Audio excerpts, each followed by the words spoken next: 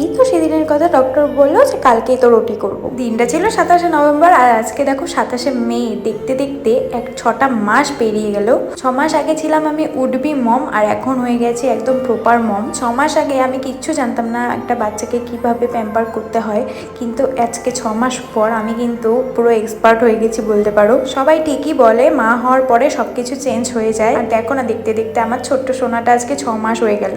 জানি এই ভিডিওটা দেখলে তোমাদের কাছে অনেকেরই ন্যাকামি মনে হতে পারে, কিন্তু বিশ্বাস করো এতে আমার প্রচুর ইমোশন জড়িয়ে আছে।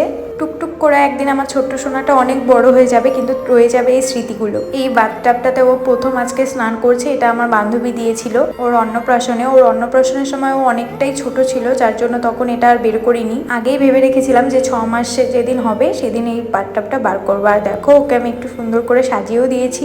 আরও খুব খুশি। আর ছাদে এত রোদ ছিল না, ও ঠিকঠাক তাকাতেই পারছিল না উপর দিকে। আর আমার মেয়েটাও এমনি খুব পাকা বুড়ি হয়েছে, ক্যামেরা মানে মোবাইল ধরেছে দেখলে পরেই ও আর হাসা টাসা সব বন্ধ করে দেয়। সকালে তো এগুলো করলাম, রাতে ভেবেছি একটা কেকও কাটবো। আর আমাদের ছোট্ট সোনা দেবসেনাকে তোমরা একটু আশীর্বাদ করে দিও, যাতে জীবনেও অনেক দূর এগোতে পারে, অনেক বড় মনের একজন মানুষ যাতে হয়। কারণ এখন যা দিনকাল, বড় মাপের মানুষ হওয়ার থেকে বড় মনের মানুষ হওয়াটা বেশি প্রয়োজন। একটা শিশুর জীবনে 6 মাস পূর্ণ হওয়া মানে অনেক ব্যাপার। মানে ও এখন থেকে একটু একটু করে সলিড খাবে।